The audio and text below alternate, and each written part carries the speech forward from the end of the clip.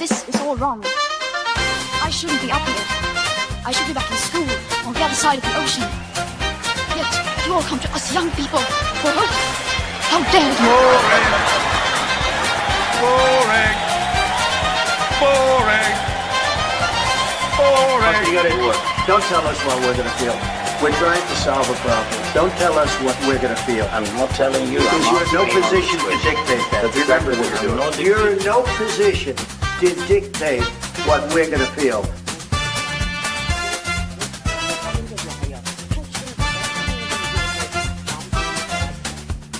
I call again for an immediate ceasefire in Gaza, the return of the sausages, the hostages.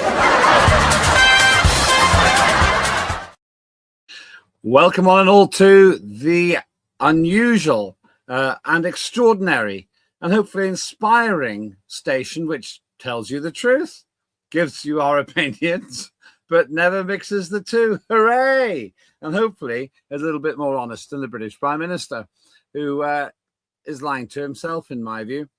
Please don't forget to like and subscribe on Unprecedented TV, the home of free speech and hopefully of facts as well, where we treasure facts and we're gracious with opinions as well. Now, I'm mentioning Keir Starmer because perhaps by the time you watch this, who knows, if you're watching it in the archive, Keir Starmer will be gone. It's been a very difficult time for the Prime Minister. He has lost a number of his staff.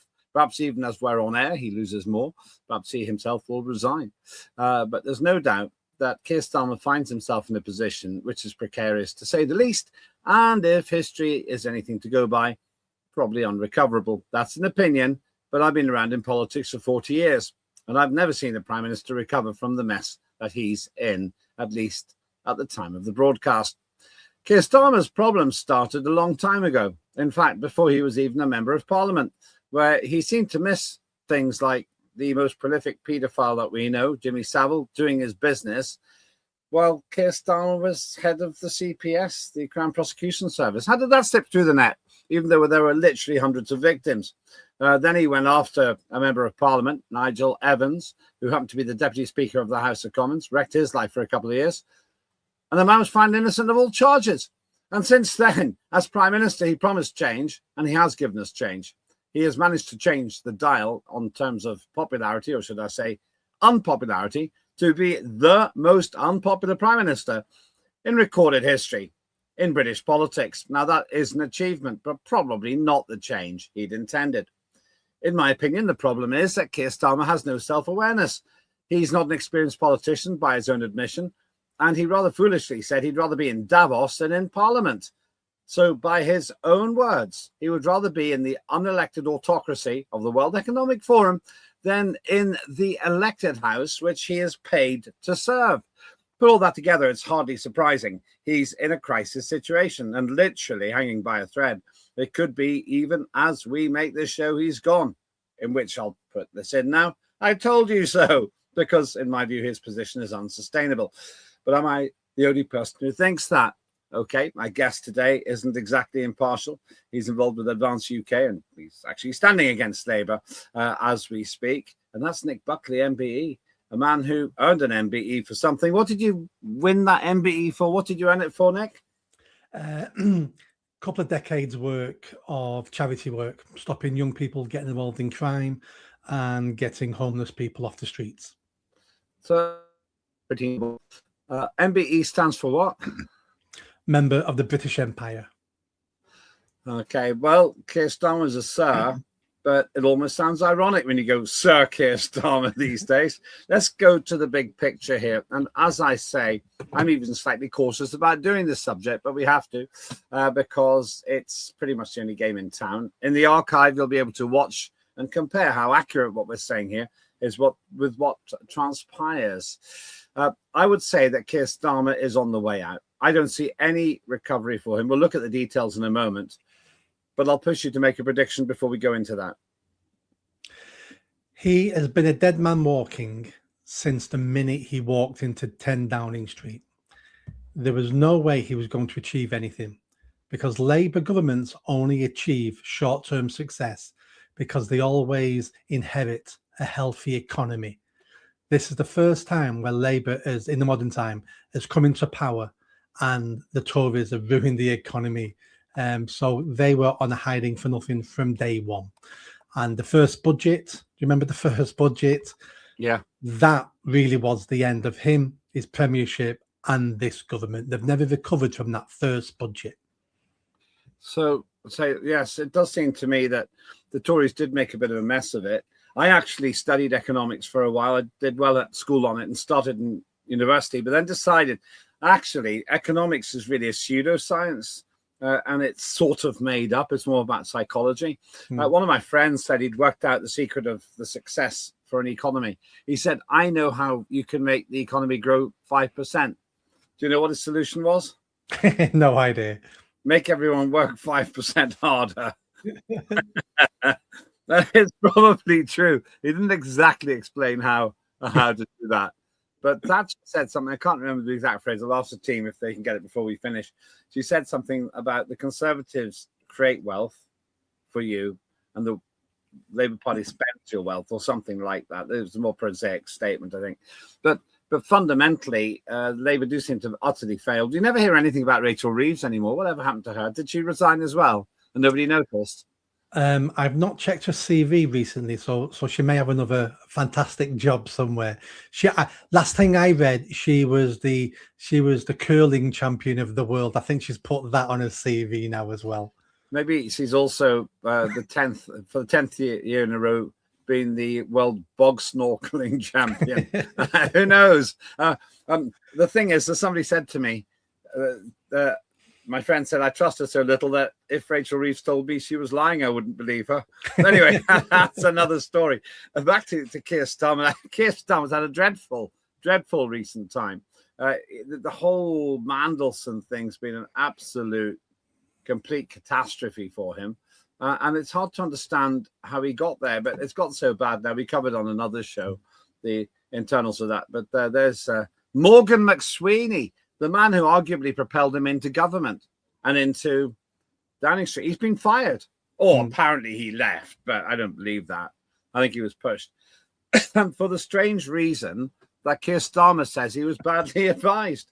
And Morgan McSweeney said, I take full responsibility for the Mandelson appointment. Now, Nick, the way I see this, that means that Morgan McSweeney is more powerful than the Prime Minister. The Prime Minister is so feeble-minded that Morgan McSweeney had more to do with the appointment of the British ambassador to Washington than the Prime Minister. What a confession. There's several things in this story now. So the first thing is Keir Starmer has no intentions of going. Doesn't mean he's not going to be gone in the next hour, minute, day, but he has no intentions of stepping down because that's why he's let his chief of staff go. And he's probably said to McSweeney, we're going to sort you out later on down the line, maybe a lordship, maybe something else. The reason why Starmer keeps getting into these problems is because he doesn't know how to make decisions. He's a classic middle manager. He gets told what to do and he tries to implement it to the best of his ability, which isn't that great anyway. Anybody, any politician, anybody with a little bit of sense who gets told, you're going to now appoint an ambassador, or it doesn't have to be in any senior position. You're going to appoint that now. We've got this guy, but we know he's connected to the worst paedophile in American history.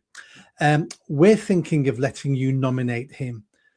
Anybody should have said straight away, the optics of that look terrible. I don't care if he's the best person for the job, but I can't appoint people who are friends with paedophiles after we knew they were paedophiles.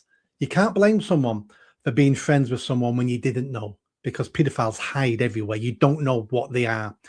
But the second he was arrested and let out on bail, he was still friends with him. He still stayed at his house, just like Prince Andrew.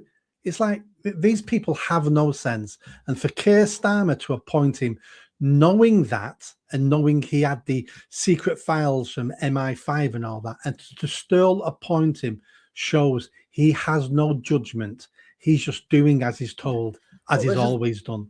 This is the thing. In order for us to believe that Keir Starmer didn't know all about Mandelson, it means that he couldn't have read the newspapers, which clearly said that Mandelson was chums with Epstein. He ignored the MI5 reports or didn't see them, in which case, what's the point of all this vetting? Or worst of all, he didn't care. They didn't care. Now, he is a father. I'm a father. He's a father. And that third one is the worst one. He didn't care that children were being raped as a result of Mandelson's close chum. He says he loves so much and everything else. Mandelson's close chum's actions. Incidentally, it's something else that really annoys me, and I said this actually on the BBC recently. People go on about violence against women and girls. No, it's violence against victims. Because every time they say, oh, Epstein's guilty of violence against women and girls, they assume there wasn't a single male victim. And I simply don't believe that. But they're not even going to be looking for it if it's always sexually discriminated against all those potential victims who are boys. And for Mandelson to say because he's gay, he was insulated from it, somebody as depraved as Epstein probably didn't care. He mysteriously died, allegedly suicide. So we can't ask Epstein directly, but I'm sure at least one of the, well, I would say one of the 6.5 million documents that actually exist might hint at boys being involved, and I've heard some backstories about that. But you're right. This claim by Mandelson, by Starmer, that Mandelson was unknown to him. He never did anything wrong. How can we have somebody as dumb as that in Parliament? Is it because he literally is so inexperienced, or what? Or is he just not smart? A little bit of everything, but it's also this. Labour and Labour politicians have a real blind spot when it comes to paedophilia. Why would Keir Starmer care about the most famous American paedophile? Why would he care about him and his victims? Because Keir Starmer doesn't even care about the 100,000 British girls who have been gang raped by the grooming gang scandal. He doesn't care about our children. Why for a moment do we think he would judge someone being friends with an American paedophile when Keir Starmer didn't even want an inquiry into it in this country? He blocked it. All the Labour MPs blocked it. He was forced into it, and now it's going to be a cover-up. He's appointed a Labour chair to run it. Labour have got a real issue with paedophilia. They think it's the next progression from LGB being gay, whatever. They think this is the next thing, and it's not the next thing on that. It's completely different. It's against human nature. It's evil. But Labour keep letting themselves down on this. Harriet Harman was on the NCCL, National Council for Civil Liberties, at a time where they'd seriously thought that PIE, the Paedophile Information Exchange, I think they were called, had some rights. This is the thing. And Harriet Harman was a senior politician in the end in Labour. But there's another point you've made, which is really interesting here.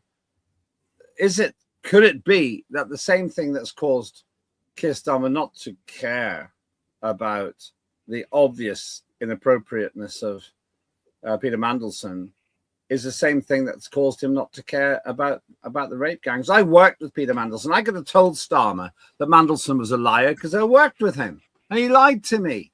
That was 20 years ago. But Starmer didn't know.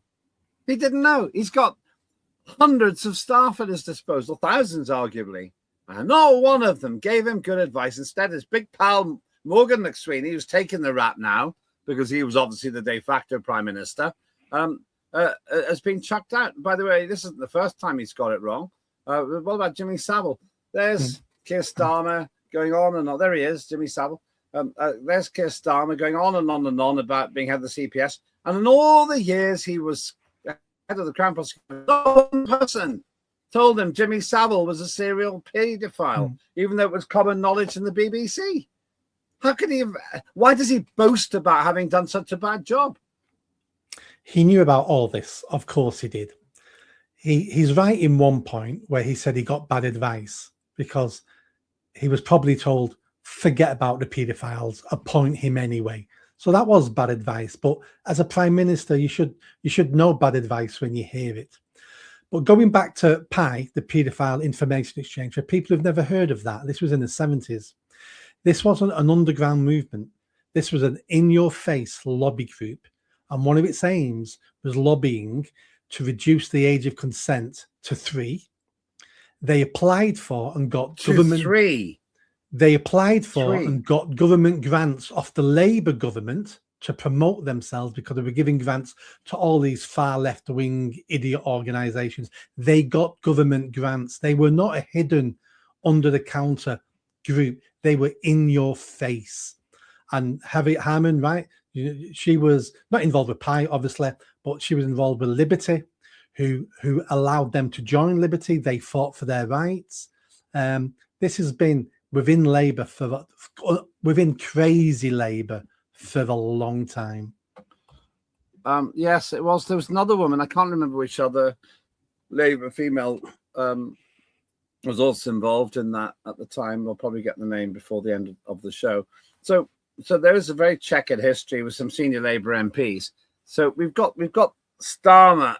So frustrating this. We've got Starmer, who has got a very bad track record of taking these things seriously, appointing that man, Mandelson. And of course, we've seen this Labour crisis deepens. As I say, we'll broadcast this, whatever the situation, but it's quite possible by the time people watch this, Starmer's gone. But he's caused this himself.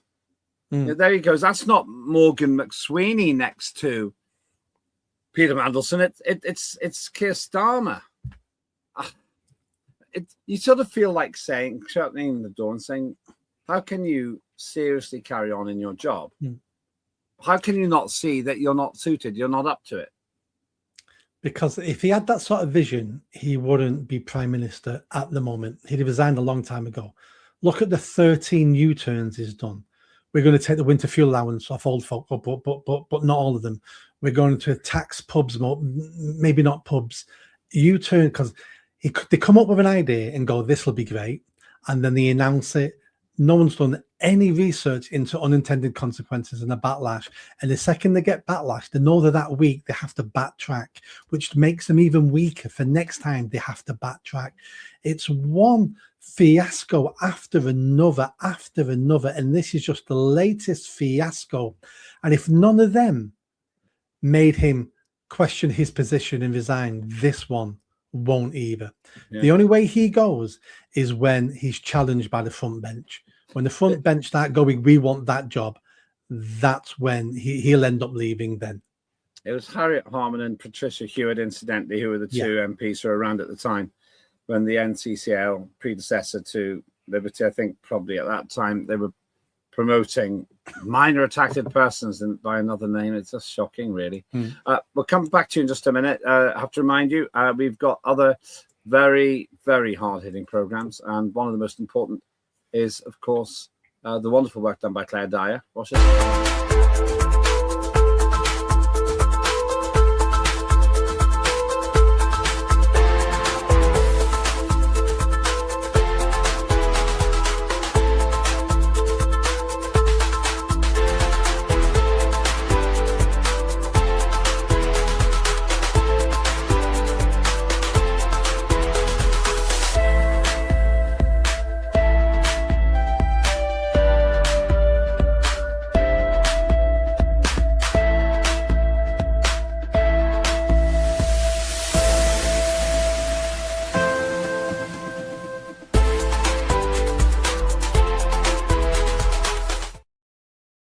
That is Claire Dyer, Dire Consequences. Please do like and subscribe at Unprecedented TV.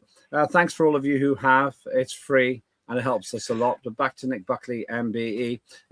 During the break there, we also got an update on a quote, and apparently it's a paraphrase, but let me read it to you. This is about Margaret Thatcher. She said, the problem with socialism is that you eventually run out of other people's money. Which is pretty good. And I think that there does seem to be this element where they promised no more taxes, and then they've put some of the highest tax increases we've ever had. Now, back to this problem that...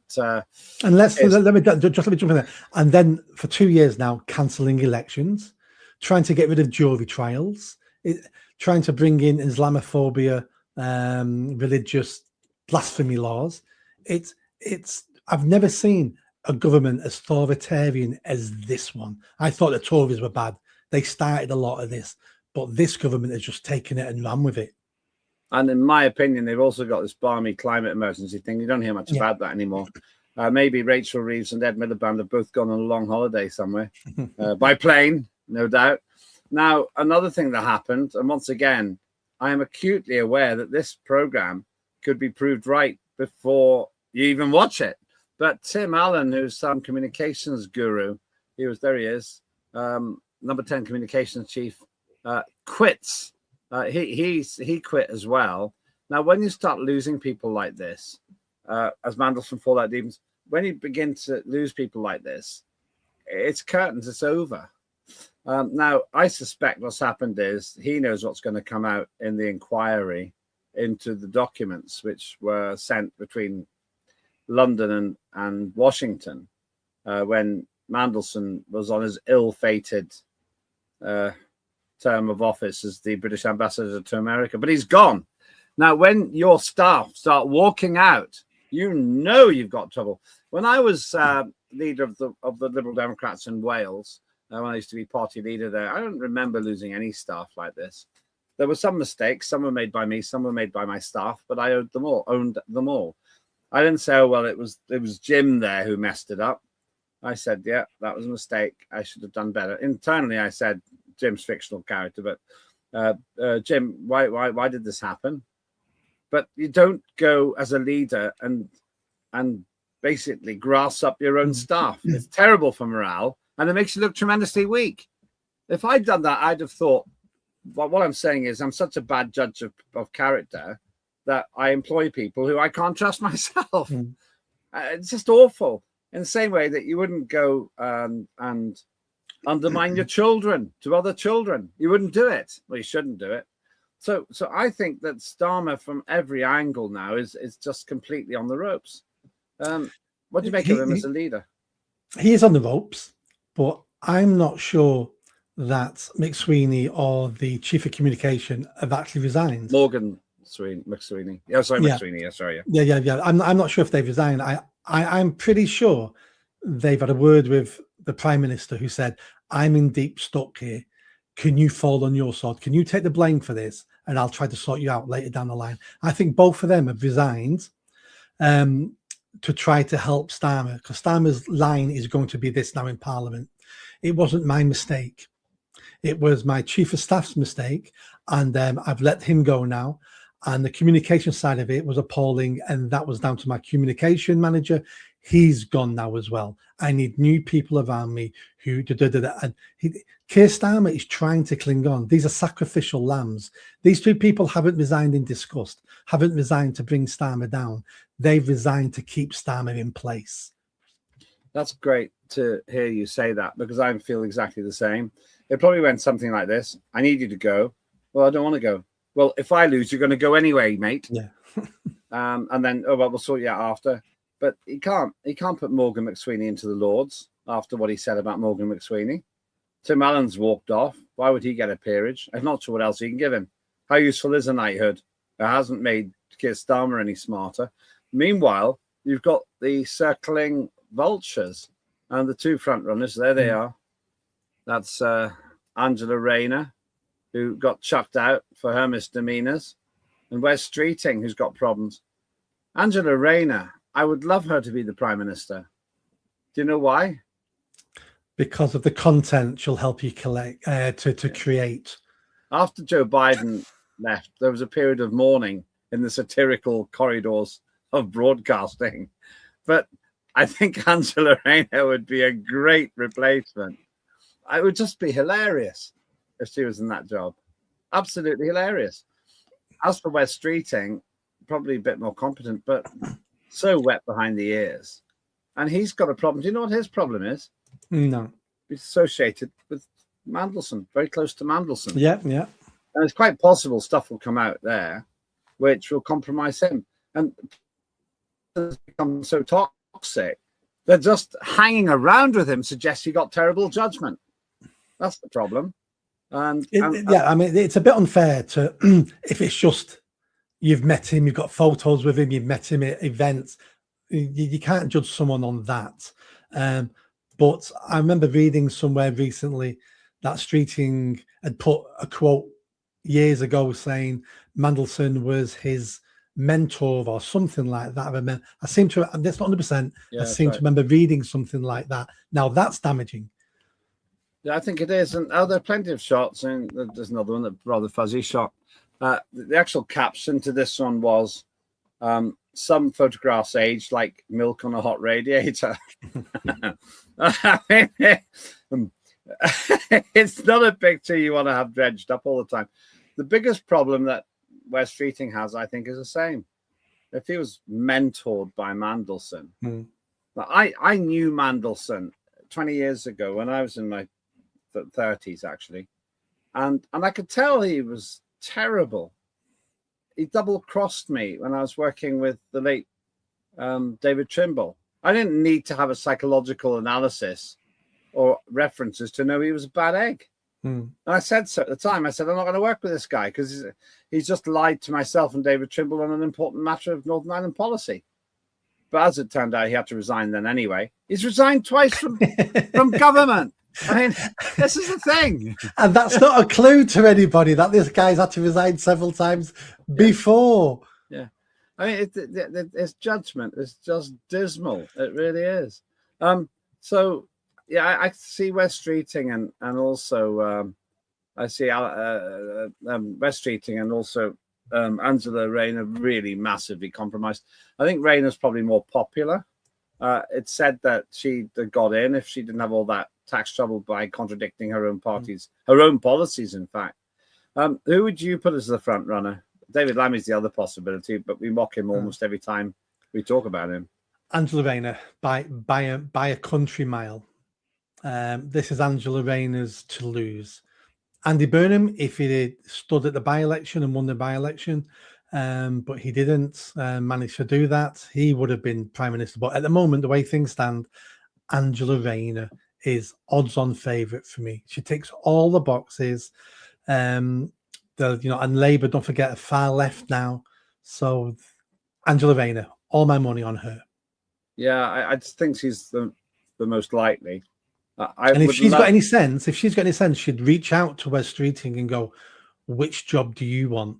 Yeah. Let's run as a double act because, you're still quite young. You'll have another chance at Prime Minister. What top job do you want? Do you want Chancellor Exchequer? Do you want Home Office? What do you want? And as the two-ticket race, unstoppable then. Yeah, it just would be great because it also would make Labour completely unelectable. They already are. Yeah. Just imagine Angela Rayner in a leaders' debate. Just imagine. I'll tell you something else as well. It wouldn't surprise me if she, which she would have already done, reaches out to Andy Burnham. Andy, I need your support on this. And when I become Prime Minister, I'm going to open the door for you to come back to Westminster. And the second she's Prime Minister, she bolts that door shut. Yeah, well, then she's, oh, sorry, I can't do it. It's the Tory scum that made me do it. Have a fag. There we go. You mentioned the by-election. I'll come to it in a minute. So overall, I don't think Starmer can survive this. I feel he's already lost. I've never known a Prime Minister recover from something as bad as this. Starmer's drowning, and he just can't bring it together. He messed up on the terrible judgment about Mandelson. He's lost people. Who knows how many more? They're just dropping like flies. As I say, by the time people are watching this, he could be gone already. But is there any way back? Let me ask you an open. It's a closed question, but an open answer. When do you think Starmer will not be Prime Minister anymore? 2 weeks. Okay. I don't think he'll go this week. I think he's going to fight to the death this week. He'll cling on. Okay, we're filming this in the second week of February, so certainly by the end of February, you'd say. Yeah, he'll be gone by then. He'll understand. A week from now, he'll understand his position is untenable. The front bench runners and riders will all be active, and he'll be told, it's over, Keir. It's over. You either resign, in which case, you know, there's all sorts of things in the party for you, or we end up having to kick you out, and that's going to damage your reputation, damage the party. He's probably got another week or two before he accepts it, and then there'll be a leadership election. Originally, I thought it won't be till after May, but all those running riders now are looking around each other going, someone's going to make a move soon. And if I don't make a move, I may miss the boat. I think he'll be finished before May as well now. I would have said May, absolute backstop, but actually it's only going to take more embarrassing revelations directly about Starmer, and then he'll go because he's thrown his shield away. That was Morgan McSweeney. Tim Allen's jumped out of the bus before it hits the wall. He's got no further protection. He's also got the ignominious court cases, those 3 handsome young Ukrainian men to look forward to at some time in April. Oh, we forgot all about that, haven't we? We forgot all about the rent boys. Well, we don't know they're rent boys, do we? They're just handsome young men who had very interesting social profiles. Okay, nothing's been proved. I'll accept that. I think Labour will also be looking at this. If we get rid of Starmer now before May elections, we're bound to get a bounce in the polls, because we can blame everything on Keir Starmer. We can spend the next few months going, this is a fresh start, we're correcting the mistakes, blah, blah, blah, blah, blah, and just use it as pure propaganda for the May elections. And they'll still do badly, but they may not do as badly as they would have done. And then it'll all go downhill, of course it will. But they could be looking at maybe trying to get a ex-Starmer bounce out of this. Yeah, I have to say that I'm sure there would be a bounce if he left, whoever came in, even Rain in the short term. But the other big one, and once again, we'll see what happens, but it's the by-election that you're involved in. We've looked at the odds here. Your odds beginning to shift. It's 80-1 now. It was 100-1. And you're actually 4th place in terms of the odds. That's not bad. Well, you're ahead of the Lib Dems and the Conservatives. When I entered, we weren't even being polled. Then I saw we were 200-1. Then I saw we were 100-1. So that's just cheered me up. We're now, what do you say, 88-1? No, 80-1. 80-1. It's the best odds there. Yeah, I mean, it's hard because we're a new party. But as it's going on, I'm getting more traction, more messages, more people are beginning to hear that I'm standing and what I stand for. My 5-point plan manifesto went down really, really well, because no one else has got a manifesto. They're all talking about national stuff. You vote for me and we're going to stop the boats. You vote for me and we're going to save the NHS. And I'm like, no one's going to do any of those things. You vote for me and I'm going to have a local inquiry into the grooming gangs. You vote for me and I'm going to personally fund an anti-knife crime project for the streets. Everyone's talking national. There's only me talking local. Nice little advert. Now I'm going to have to ask the Greens and Reform and Labour to come on. They can balance. I do want to do that as well. We might have the Workers' Party of Britain. They're still ahead of the Tories and the Lib Dems and poor old Social Democrats. They're nice people. They are actually. Yeah. Well, that's good. If and when, well, it seems obvious actually now that the Labour Party will lose that election. It's quite remarkable, really. And let me jump in there. I'm not 100% sure of that yet, because what we've got now is we've now got shy Labour voters. So nobody wants to admit that they're going to vote Labour. Some people can't bring themselves to vote Green. Yeah. So I think there's many people out there who still may vote Labour, but will not admit it to anybody. We used to call people like that shy Tories because we're embarrassed about the Tory party. Now I think we've got shy Labour voters. Remarkable. Well, there's nothing shy about you. Thank you very much indeed. That is Nick Buckley MBE, who was a contributor here on Unprecedented TV long before he became a candidate. So we continue speaking to him. We will reach out to the other party candidates and see if we can get them on as well. In the meantime, I'll just make 2 observations before we finish. Number one, Keir Starmer's dead duck. Now he can't carry on as Prime Minister. Abysmal judgment, consistently so. And the other thing about him is that he doesn't realise it. And that lack of self-awareness has been the problem all along. The big one is Labour seem in an irrecoverable nosedive, a doom loop, I think some people call it. I have to say I tend to agree with Nick Buckley. I think that Angela Rayner's the most likely next leader. Bring it on. I think that will restore all the lost mirth and satire that disappeared down the plug hole when Biden stopped being US president. Anyway, we'll see. Thanks so much. Please do like and subscribe. Unprecedented TV. The more of you do that, the more we can do here. Thanks so much for being involved by watching. And the biggest thing for me to ask you to do is keep thinking for yourself. That's what this station's all about. Unprecedented, ruthless with facts, gracious with views. I'm Lembit Öpik, and that was Unprecedented TV's Lembit Öpik Live. Have a good day.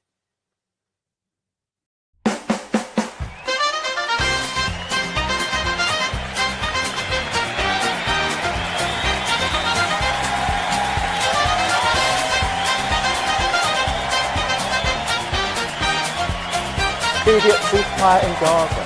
The return of the sausages.